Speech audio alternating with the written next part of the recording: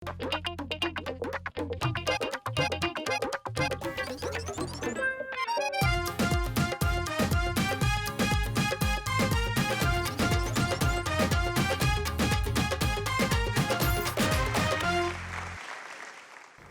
वालेकुम ख़वातीन और हज़रात, शुरू करते हैं आज का हस्बे हाल। मैं हूं आपका मेज़बान फरीद रेज़।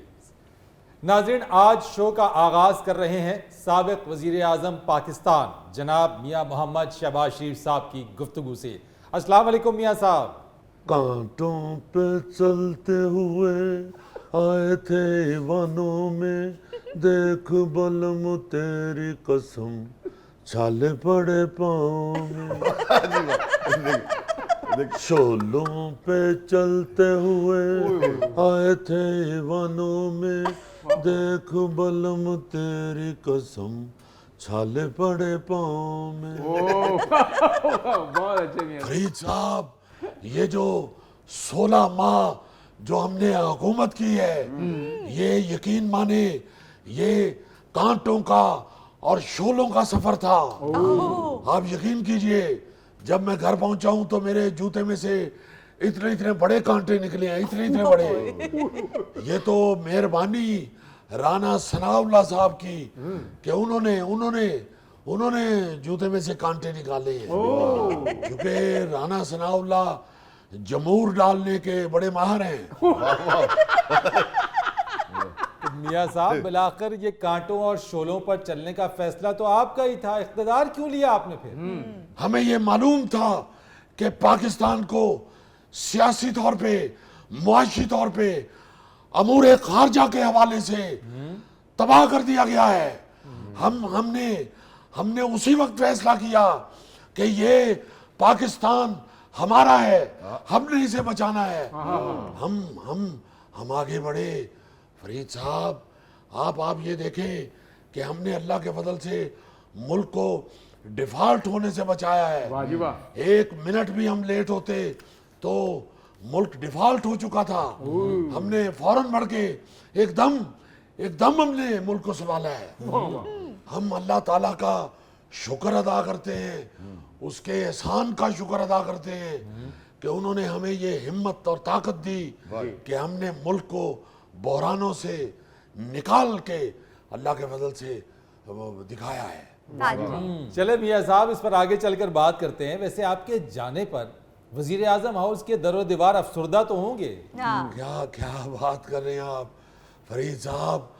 आपको क्या बताऊं कि किस किस्म की उदासी थी जब मैं निकलने लगा हूं वजीर आजम हाउस से चार छोड़ के। तो एक आदमी तो सामने आके रोता हुआ शुरू हो गया, ना जावी डोलना राच रोलना। कोई बेचारा टांगों से लिपट के कह रहा था, अभी ना जाओ छोड़ कर के दिल अभी बरा नहीं। मियां साहब क्या बात है। कोई बेचारा वजीर आजम हाउस की खिड़की खोल के कह रहा था, ओ जाने वाले रे ठहरो जरा रुक जाओ लौट आओ। वाह मियाँ साहब।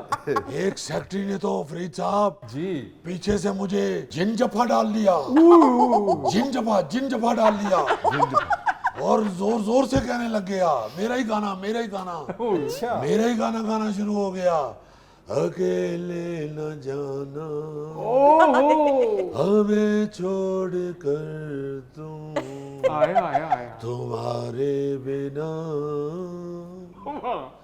भला क्या जिएंगे। वो मैंने कहा यार, वो मेरा अपना रोना निकल रहा है, ना करो यार ना करो।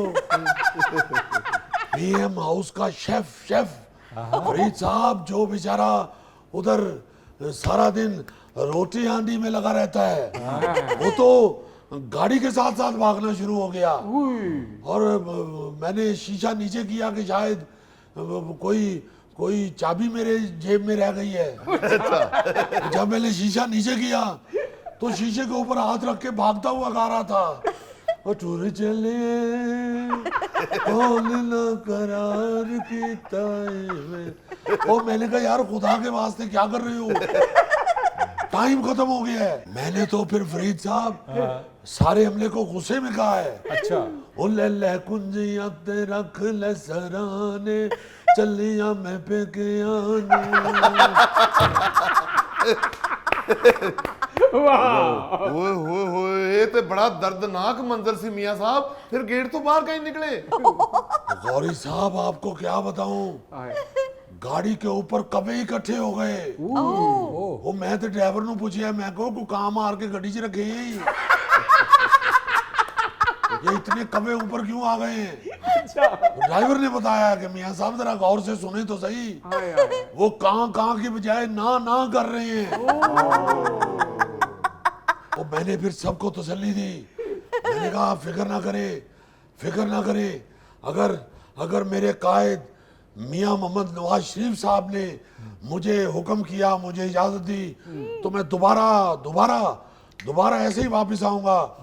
जैसे किसी बच्चे को दही लेने भेजे तो थोड़ी देर बाद वो हाथ में शापर लटकाए हुए वापस आ जाता है। मियां साहब, सदर मुमलिकत आरिफ अलवी साहब भी आपसे गले मिलने के लिए आगे बढ़े, लेकिन आप तो निगरां वजीर आजम अनवारुल हक काकड़ साहब के गले काफी देर तक लगे रहे और नौबत यहां तक आ पहुंची कि सदर मुमलिकत डाइस से नीचे उतर गए। देखिए, पहली बात तो ये है कि मैं आरिफ अलवी साहब के चेहरे से शनासा नहीं था, मुझे मालूम नहीं था कि ये हैं आरिफ अलवी साहब, क्योंकि वो किसी और कारीगर के बनाए हुए सदर थे। तो दूसरी बात ये है कि वो काकड़ साहब के गले इसलिए बहुत देर लगा रहा कि वो गले लगते ही गाना शुरू हो गए, लग जा गले के फिर हंसी रात हो न हो। मियां साहब, आपने तो फरमाया कि आप 30 साल से एस्टैब्लिशमेंट की आंख का तारा हैं। वो यार एक गल ते मेरे लिए स्यापा ही बन गई है। वो मरियम औरंगजेब साहिबा ने वजाहत भी पेश की है को मैंने तंजन कहा है, तंजन। मियां साहब, बयान आपका है और महसूस मरियम साहिबा ने किया। देखें फरीद साहब, आप ये बात अच्छी तरह जानते हैं कि जो खवातीन होती हैं वो ज्यादा एहसास होती हैं, वो ज्यादा महसूस करती हैं। आप देखें आप कि घर में काकरोच निकल आए तो डरते तो मर्द भी हैं, मगर खवातीन साथ चीखें भी मारनी शुरू कर देती हैं, इसलिए कि वो ज्यादा एहसास होती हैं। ये जो मेरे मुंह से बात निकली है, ये एस्टेब्लिशमेंट की आंख का तारा, ये बस ऐसे ही है कि मेरी गुफ्तगू में से काकरोच निकल आया है।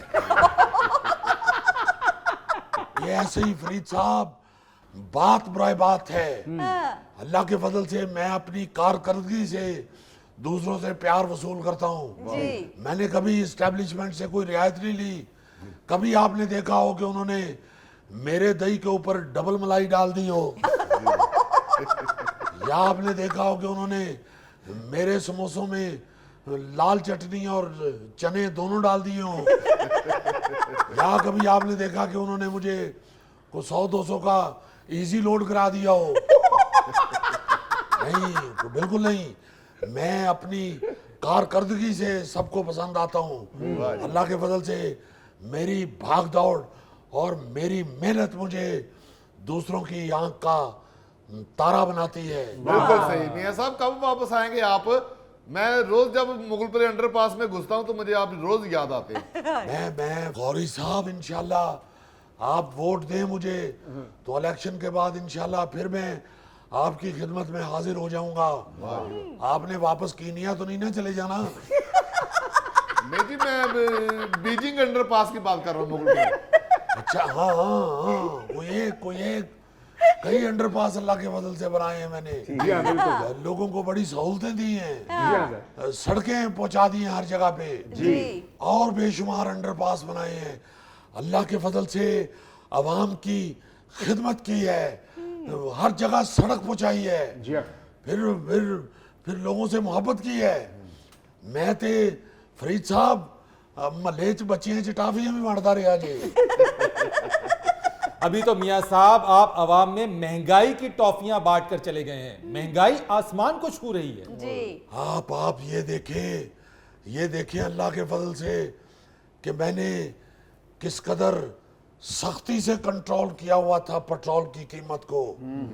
मेरे होते हुए अल्लाह के फजल से इतनी कीमत नहीं थी पेट्रोल की जो काकड़ साहब के आते ही हो गई है।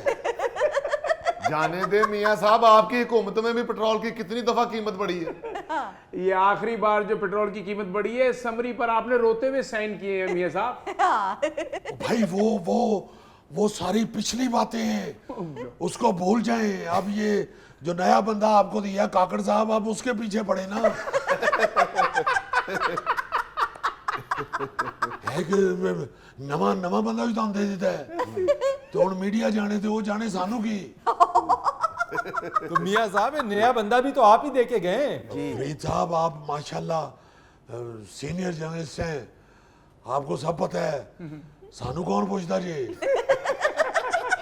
असी कितों देना सी? राजा रियाज साहब ने नाम दिता सा जी, राजा रियाज साहब ने। चले फिर ये बता दे राजा रियाज साहब को नाम किसने दिया?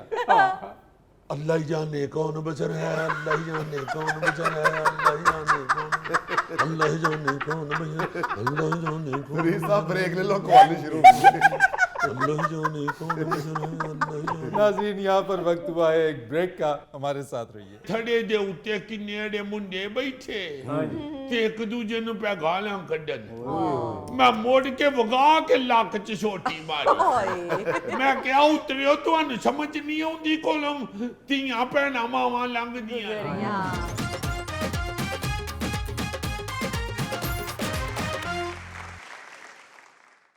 आइए आइए माँ जी, कहाँ गई हुई थी? जाना किथे वे पुत्र, जिधर भी जावो अगो दुख ही दुख ने। अल्लाह खैर करे।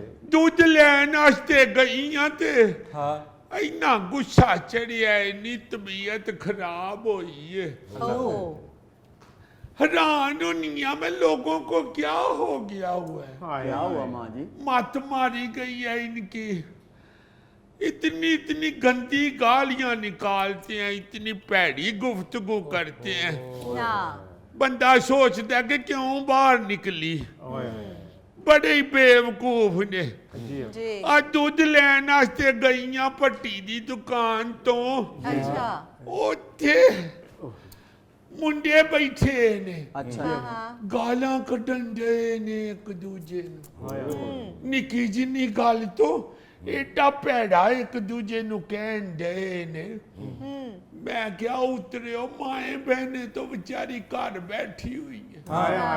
किस लिए उनको बुरा भला कह रहे हो? लड़ तुम आपस में रहे हो। बड़ा ही भैड़ा दौड़ आ गया है। अम्मा चपेड़े मारनी थी। पुत्र चपेड़ा की मारनिया ने, इन्ना भी नहीं इन्हों डर लगता कि रब नूं कितना गुस्सा लग रहा होना। अल्लाह पाक ने ते पुत्र भैड़ी जुबान बोलन तो बड़ा सख्त हुक्म दिता है। अग च सुटेगा तो फिर इन्हों समझ आएगी।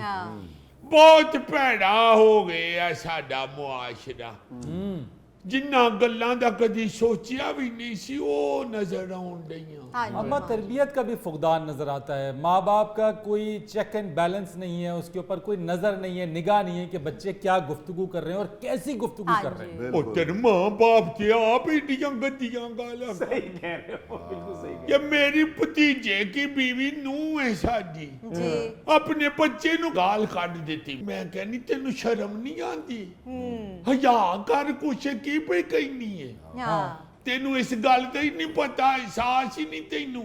सही बात। तू की कह रही है? हाँ जी माँ जी। कहती अम्मा सताता है, मैं क्या करूं?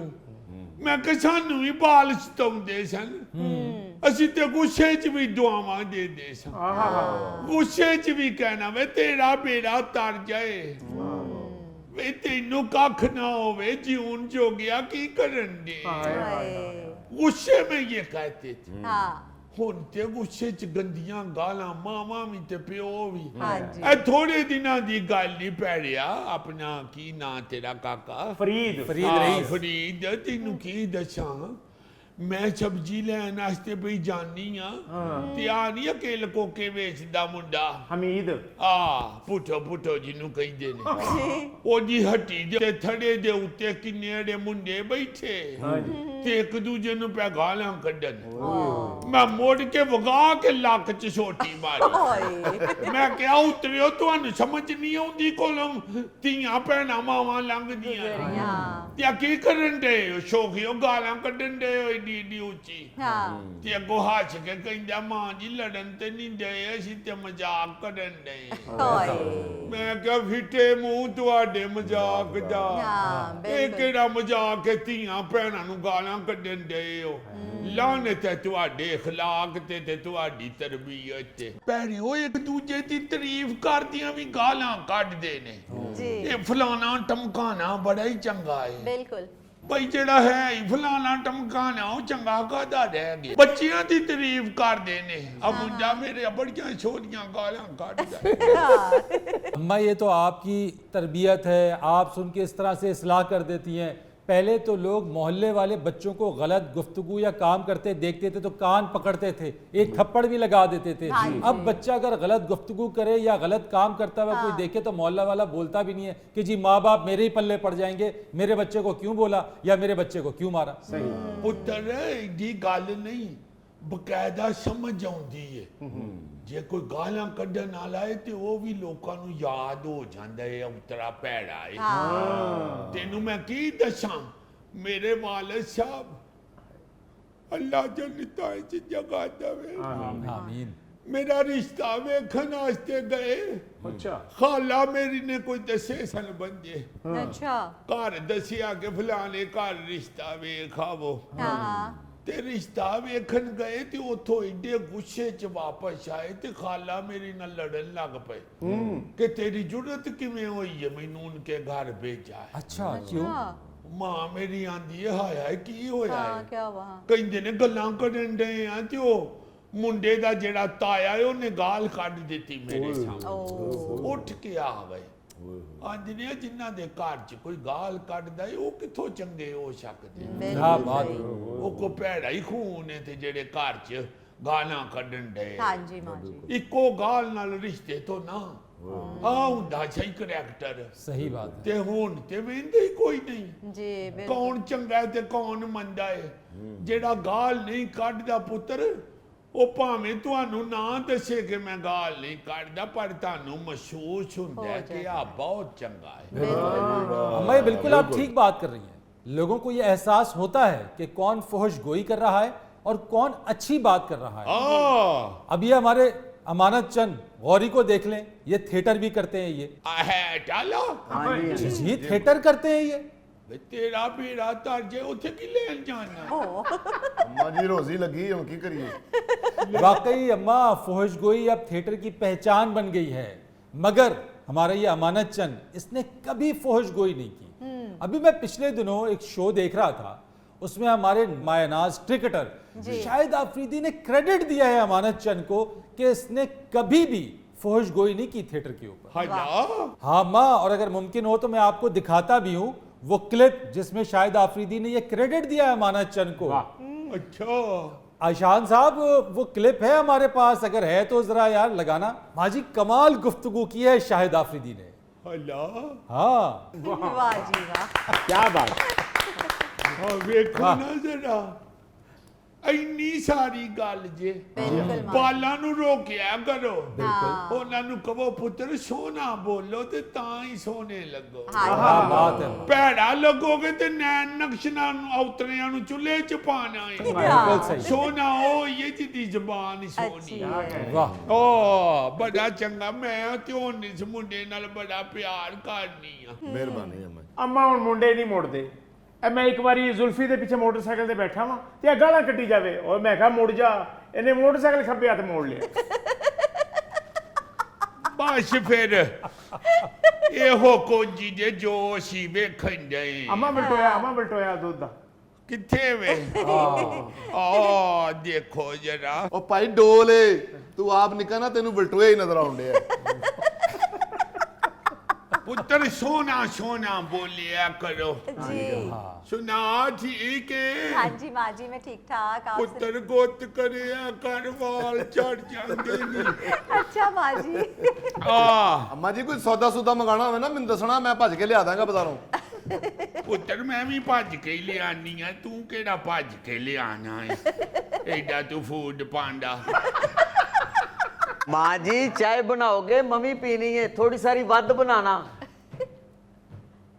अच्छा एक चम्मच वध बना लांगी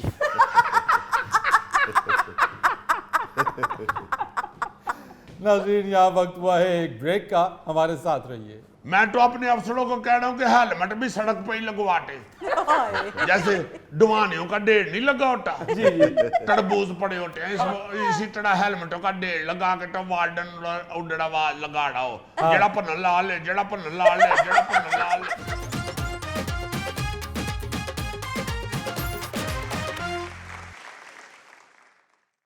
वेलकम बैक ख़वातीनो हज़रात। नाज़रीन, आज ट्रैफिक के मसाइल और ट्रैफिक पुलिस के चैलेंजेस पर गुफ्तगू के लिए हमारे दरमियान मौजूद हैं ट्रैफिक वार्डन असलम। अस्सलाम वालेकुम।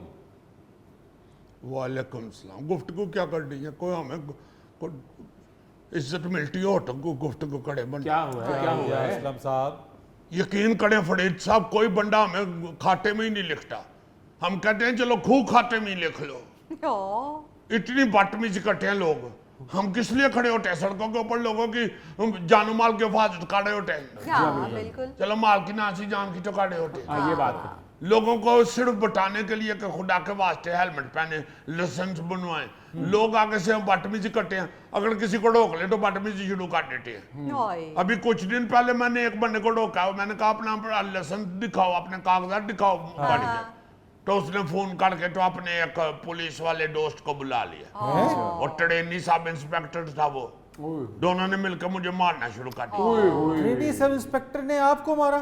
मैंने उससे कहा ये तो चढ़ाक टले अंधेरा है तुम खुद पुलिस वाले हो तुम मुझे मार रहे हो हाँ अब इस वक्त हवालात में है वो होना चाहिए था। बड़ा अच्छा किया इतनी बदतमीजी की मारना शुरू कर देते हैं लोगों को भी ऐसे जरा का सा किसी को से कह दे के अपने लाइसेंस चकड़ा आगे बदतमीजी शुरू कर देते हैं हमने तो यहाँ तक ऑफर दी है कि अगर आपका लाइसेंस नहीं है तो अभी बनवा ले हाँ रोडों के ऊपर खड़े होकर हमने कहा लाइसेंस बनवा ले फिर भी नहीं लोग मानते ना हेलमेट पहनते हैं ना लाइसेंस बनवाते हैं मैं तो अपने अफसरों को कह रहा हूँ कि हेलमेट भी सड़क पे ही लगवाते हैं जैसे डुवानियों का ढेर नहीं लगा होता तरबूज पड़े होते हैं इसी तरह हेलमेटों का ढेर लगा के तो वार्डन उड़ड़ा आवाज लगा रहा हो जड़ा पन्न लाल है जड़ा पन्न लाल है जड़ा पन्न लाल है कई तो ऐसे होते हैं कि उन्होंने हेलमेट भी नहीं पहना होता तो और कानों के हैंड फ्री लगा के गाने सुनते जा रहे होते हैं बंदा पूछे घर जाके गाना सुन लवी घर जाके केड़ा गुलूकार ने गूंगा हो जाना है अगर हेलमेट ना पहना हो तो यही होना चाहिए जितने का हेलमेट है ना उतने का ही चलान हो उसको कहीं या चलान कराओ या अभी हेलमेट खरीदो असलम साहब, हेलमेट उसने फिर भी नहीं खरीदना। यही है यही तबीयत हुई है लोगों की जितना मर्जी मिनटे कर लें खुदा के वास्ते हेलमेट पहने ये आपकी जान की हिफाजत के लिए इतनी दफा तो आपके प्रोग्राम में बता चुके हैं जी इतने ज्यादा जख्मी होकर तो अस्पतालों में आते हैं रोजाना रोजाना आपको पता है रोजाना 13 बंदे मरते हैं रोड एक्सीडेंट में तो बाज फिर भी नहीं आते आप जाकर देखे जरा इमरजेंसियों में अस्पतालों की इमरजेंसियों को जाकर पूछे कितने लोग आते हैं इधर एक्सीडेंट कड़ा कड़ा के जख्मी हो के आप देखे हेलमेट ना पहनो अल्लाह माफ करे ये जो नाजुक हड्डी होती है ये जो खोपड़ी है जी ये अल्लाह माफ करे सड़क पे लगती है या किसी फुटपाथ पे जा लगती है या गाड़ी पे लगती है उसी वक्त बंदा मर जाता है हेड इंजरी तो बहुत खौफनाक होती है बड़ी असलम साहब। खौफनाक जान चली जाती है तो हम अगर कहते हैं हेलमेट पहनो तो हम क्या अपने दुआने बेच रहे हैं हाँ हम आपकी हिफाजत के लिए आपकी जान की हिफाजत कर रहे हैं बिल्कुल सही असलम साहब, चालान करने के बजाय उनको शऊर भी तो दें आप। शऊर क्या दें आप उधर ब्लैक बोर्ड रख के खड़े हो जाए फुटपाथ पे क्लासरूम बना ले उधर सिखाना शुरू कर दें मैं तो ईमान से गवर्नमेंट को टल्ले कर करके अपने अफसरों को ठग गया हूँ कि अब इनको स्कूलों में कॉलेजों में ट्रैफिक की बचपन से ट्रेनिंग दे, स्कूलों में इनको सिखाएं ट्रैफिक। हाँ। फिर ये बाज आएंगे, फिर इनकी आदत बनेगी, वरना इन लोगों ने नहीं बाज आना। असलम भाई ये पैदल चलने वाला भी हेलमेट लेगा? लो हाँ, अगर आपने किसी का उड़ाड़ देना है तो फिर पैदल भी हेलमेट पहन के जाए, क्योंकि डाड़ लेने वाला अगर ऐसे टकड़ गया तो उसने सिर में डांगे मार दिया। मैं तो एक और अपील करना चाहता हूँ, गवर्नमेंट को चाहिए कि सारी मोटरसाइकिलें खत्म कर दे, इधर सिर्फ स्कूटियां ले आए। स्कूटी देखो, पूरी दुनिया के अंदर जितने भी मुहज्जब कंट्रीज है ना, उनके अंदर स्कूटियां होती हैं, वो जितनी मर्जी रेस दें वो 35-40 से ऊपर जाती नहीं। अब हमारे पास जो मोटरसाइकिल है बच्चे चला अल्लाह माफ करे, इस तरह लग रहा होता है सड़क के ऊपर जैसे पूंड जा रही है। इतनी तेज जाते हैं, जहां पे लगते हैं कहीं अल्लाह माफ करे बचते ही नहीं है। तो स्कूटियां होंगी तो ना तेज चलाएंगे तो ना ही इनको खतरा होगा। लम्बे पै के मोटरसाइकिल ते लम्बे पै के चला रहे होंगे ना असल साहब। वन व्हीलिंग काटे होते हैं, मडारियां काटे होते हैं, ईमान से लगता ही नहीं कि कोई महजब आदमी जा रहा है, लगता है मडारी का जमूड़ा जा लिया। आप जमूड़े से गुस्सा तो नहीं करते? नहीं, मैं आपके साथ हूँ। आपकी शक्ल मैंने बचपन में देखा था, एक जमूड़े से मिलती है। आपकी शक्ल भी एक हमारे महल्ले मलंगा आता था, उसके साथ मिलती है। बात हो रही है हेलमेट की। असलम साहब, आप चिंची रिक्शे पे बैठे हैं कभी? चिंची पे मानी बैठा, मुझे डर लगता है। ये तो खत्म कराएं, ये कहाँ से आ गई सवारी? वो देखे ना जरा, हमने खत्म करानी है, खत्म तो गवर्नमेंट ने करानी, हमें तो जो हुक्म देंगे हम शुरू हो जाएंगे। असलम साहब कैसे खत्म कराएंगे? असलम साहब के तो खुद चिंची रिक्शे चल रहे हैं।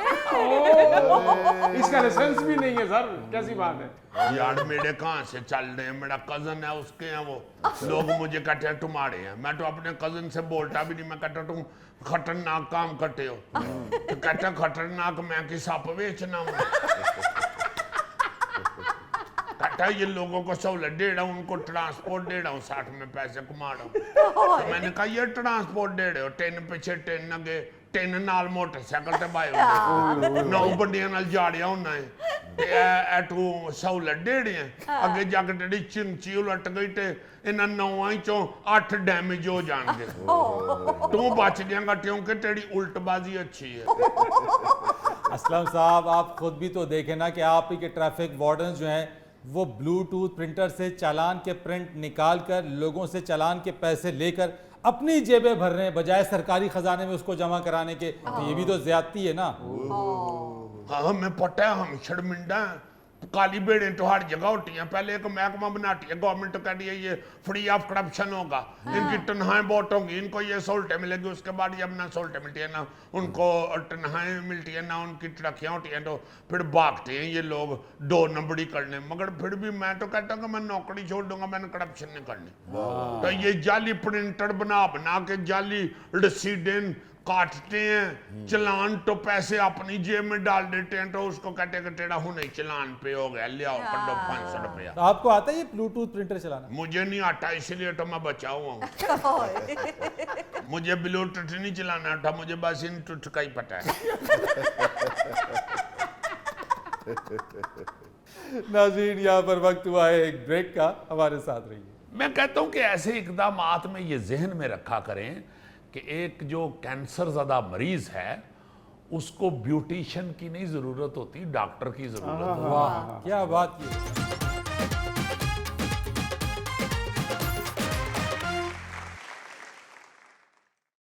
अच्छा जी, मुहर्रमों में 10 मुहर्रम तक चूंकि हम लोग शो की रिकॉर्डिंग नहीं करते फ्री डेज से, तो मुझे इत्तफाक हुआ इस्लामाबाद जाने का किसी रिलेटिव की तरफ।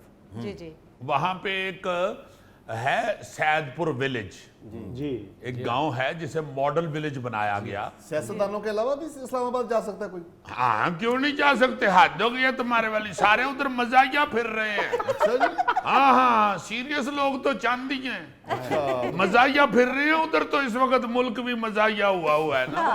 कोई बात बता रहे थे आप, क्या कह रहे हैं? सैदपुर सैदपुर विलेज जो बना है, ये कामरान लाशारी साहब जो हैं हमारे बड़े सीनियर ब्यूरोक्रेट और आर्टिस्ट आदमी हैं, जी उन्होंने ये मॉडल विलेज बनाया था जब वो CDA के चेयरमैन थे। जी जी तो वो उसके इफ्तिताह के मौके पे मुझे जाने का इत्तफाक हुआ था, और वो बहुत ही प्यारा मॉडल विलेज बनाया उन्होंने। वाह जी। वो रंगीन पावियां वालियां मंजियां और रंगीन पगड़ियां पहने हुए, वो उसके ऊपर बैठे हुए बुजुर्ग गांव के, जी जी और हुक्के शुक्के, ये वो बड़ा प्यारा मंजर था, बहुत प्यारा मंजर। हर घर को मुख्तलिफ कलर दिया हुआ उन्होंने, बड़ा प्यारा सा वो बनाया। जैसे लाशारी साहब ने यहाँ पे बेशुमार ये फूड स्ट्रीट बनाई, अब अंदरून शहर में बड़ा काम कर रहे हैं। जश्न बहारा के मेले का सिलसिला अब उन्होंने मतलब आर्टिस्ट आदमी है, तो उन्होंने वो बड़ा प्यारा बनाया था। जी। मगर अब जब मैं वो गया हूँ, ये कुछ साल गुजरने के बाद उधर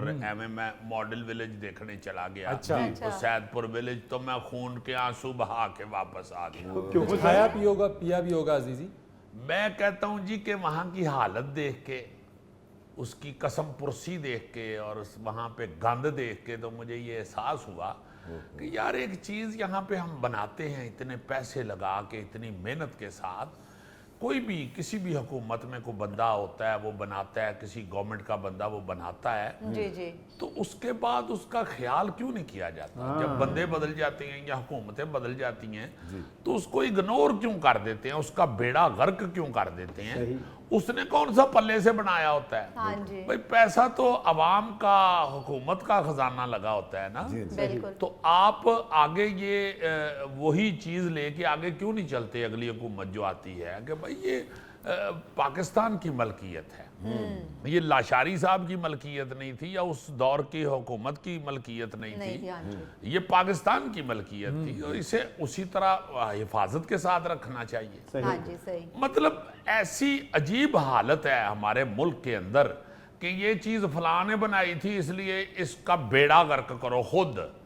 ये चीज फलाने बनाई, मतलब ऊपर से ना हम लोग जो भी हुकूमत आती है, वो आके अपने टशन टुशन दिखाने के लिए अपने प्रोजेक्ट की अनाउंसमेंटें और तख्तियां, हाँ तख्तियां ये वो लगवाने के चक्कर में पड़ जाते हैं। मुल्क का खैर खा मैं माफी के साथ अर्ज करता हूं कि 99% नहीं होते। वाह जी वाह, बड़ी बात। सिर्फ अपनी तशहीर, अपनी वो सारी सियासी साख बनाने के लिए काम कर रहे होते हैं, मुल्क के लिए या अवाम की बेहतरी के लिए नहीं कर रहे होते। अवाम की अट्रैक्शन के लिए कर रहे होते हाँ जी, हाँ हैं, बेहतरी के लिए नहीं कोई भी कर रहा। बिल्कुल। मुस्तकिल कोई बुनियादों पे कुछ नहीं हो रहा।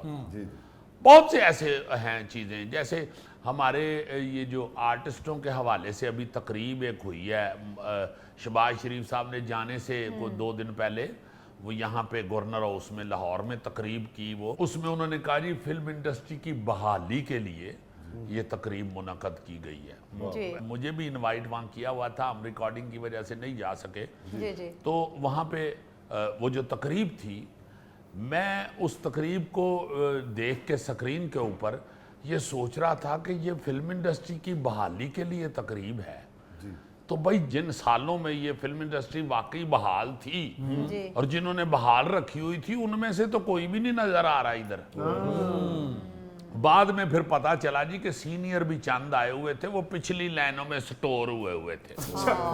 देखो ना जरा कि ये कितनी बुरी हालत है कि हसन अस्करी साहब जैसा बंदा भी सुना है कि पीछे बैठे हुए, अजमल चौधरी, बहुत सारी चौधरी साहब ने फिल्में बनाई हुई हैं बड़ी बड़ी सुपर हिट, वो भी कहीं पीछे बैठे हुए थे। अच्छा मतलब मैं सोचता हूँ कि हसन अस्करी ट्रेंड मेकर बंदे हुए हैं, बिल्कुल सर, डायरेक्टर हुए हैं फिल्म इंडस्ट्री के, बेशुमार फिल्में सुपर हिट। बिल्कुल मतलब वैसी जट बना के तो फिल्म इंडस्ट्री को सुल्तान राई पकड़ा दिया। वाह वाह वाह सारी इंडस्ट्री राई साहब के पीछे लग गई, वो खुद और कोई चीज बनानी शुरू हो वाह वाह मतलब बेशुमार फिल्में, मफरूर, खून पसीना, बसंती, आग, बेकरार, जन्नत की तलाश, सुलाखें, फिर दिल किसी का दोस्त नहीं, तेरे प्यार में, वैशी जट, दूरियां, बहुत सुपरहिट फिल्म, सर धड़ दी बादी, हीरा, गैरत दा निशान, तूफान, मतलब गिनते जाए खत्म ही नहीं होती। अनगिनत नाम। जी उनको सुना है कि आखिर पे अवार्ड दे के तसल्ली दी गई,